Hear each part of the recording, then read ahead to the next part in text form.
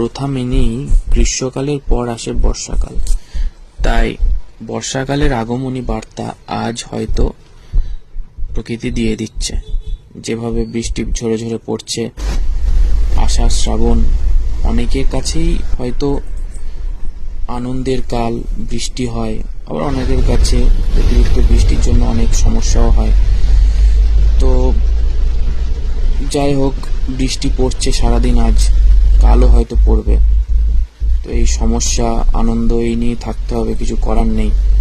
সবার তো সবকিছু মনের মতো হয় না, কিন্তু এই প্রবল গরমের হাত থেকে যে বৃষ্টিটা এসে যে মানুষকে তৃপ্তি দিয়েছে, তার কোনো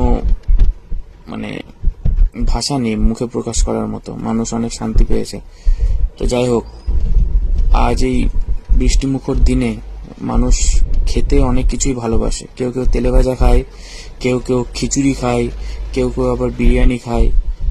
তার মধ্যে আমি একজন। রাস্তার মধ্যে যখন যাচ্ছিলাম রাস্তা দিয়ে, তখন রাস্তা দিয়ে আস্তে আস্তে একটি বিরিয়ানির দোকান দেখি, সেখানে দাঁড়িয়ে পড়ি। তো সেখানকার বিরিয়ানিটা নিয়ে চলে আসি বাড়িতে। খেতে সত্যিই খুব অসাধারণ হয়েছিল। আর কার কার বাড়িতে কি কি হলো শেষে একটু কমেন্ট বক্সে লেখো। আজকে বৃষ্টিমুখর দিনে রাস্তা দিয়ে যখন আসছিলাম, দেখলাম গরম গরম বিরিয়ানি রান্না হচ্ছে। তো তার জন্য আমি চিকেন বিরিয়ানি কিনে নিয়ে চলে এসেছি দুপুরবেলা। কেউ পাবে চিকেন বিরিয়ানি?